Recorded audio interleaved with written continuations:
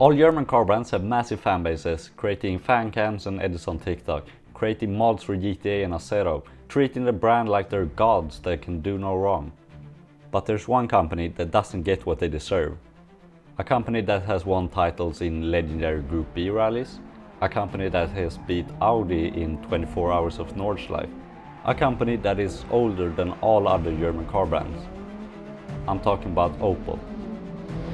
Opel, or Vauxhall as it's called in the UK, have their roots in the 1800s, founded by Mr. Opel in 1862.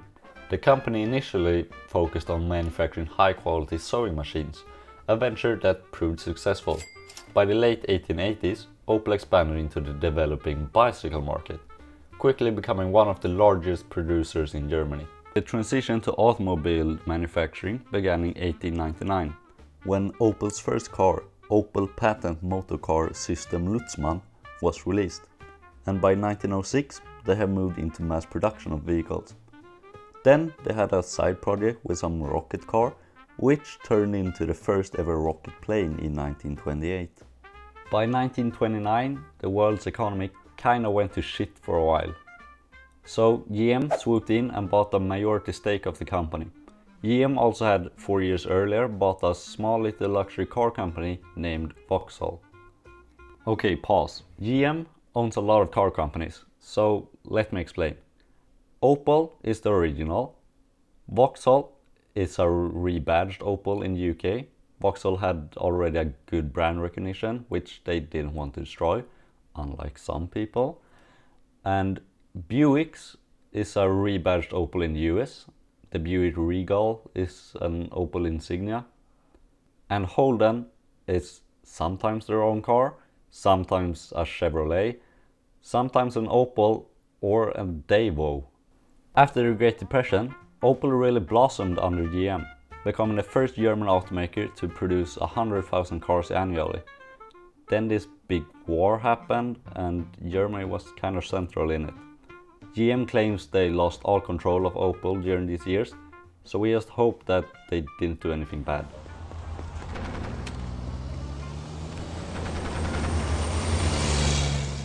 In the 60s and 70s, GM's influence started to show, making models like the Opel GT, which you can imagine was developed in parallel to the Stingray, and also the Opel Kadett, which has proved to be quite a capable base for modifications.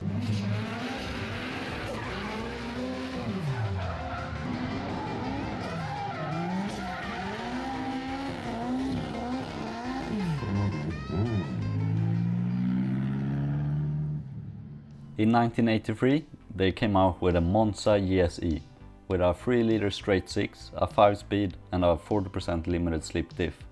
It only had 180 horsepower, but that's pretty good for early 80s. Remember that the E30 M3 that came out 3 years later had 190. In 91 they built the Omega Evolution 500, also 3-liter straight 6 with 230 horses this time. With all these straight 6s, they're basically a BMW, but without the love. Anyway, they tried their luck at racing with this one. It didn't do great, but it looks cool though. They also did a collab with Lotus, where they slapped 2 Garrett turbos and a gearbox from a CR1 into the Omega, and came out with 377 horsepower. As you can imagine, this shit was wild. Let's add some perspective for the kids.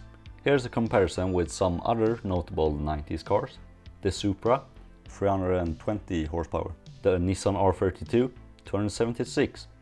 And this shit was a 4-door. Cops hated them, they got stolen all the time and used as getaway vehicles, so much so that they were almost impossible to insure, so nobody bought them. Here's an old Top Gear clip that explains the car better than me. And when you're talking about performance, you're talking about 0 to 60 in 5.2 seconds, 0 to 100 in 11.5. This is mega. And of course, this was in the days when you didn't even have traction control to switch off in the first place. This engine really is mightily impressive. And with the twin turbos, there's no sudden great boost of power. It's just a constant surge that gives that massive torque figure. Although having said this diff is a bit on the soft side, so there's constant wheel spin from the inside rear as it scrabbles to get some grip. But it does mean there's plenty of power sliding available. Well, they start to play a lot of copyrighted music after this, but I'll leave the clip in the description. Opel also made the 80s icon the Manta, originally a series from the 70s with the Manta A, an attempt by GM to get into the American market, but with rising value of the German mark, they got too expensive to import, and the last car under the Opel name was sold in the US in 1975. The Opel Manta B series, introduced in the same year, quickly became an icon in the world of sports cubes.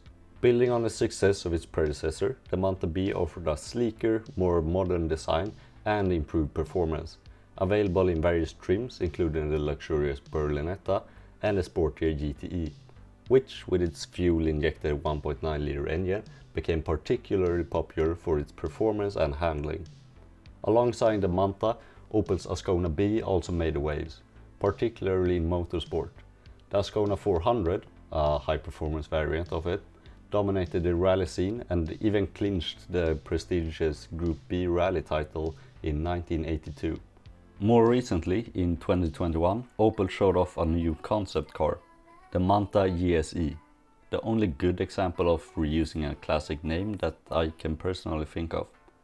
It is an electric car with a 4-speed manual, and well, it looks great.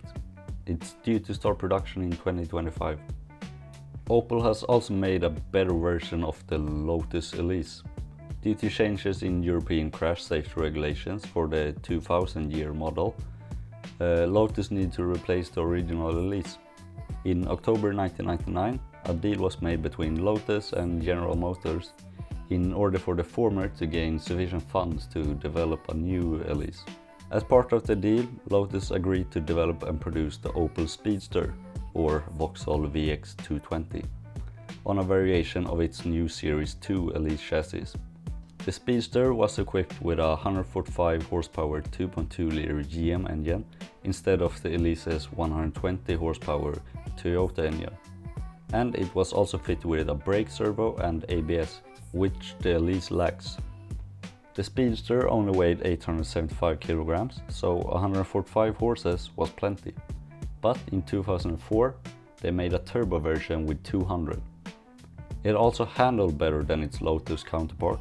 It's better. Look at the way the Lotus goes through this corner. It's all safe and steady understeer.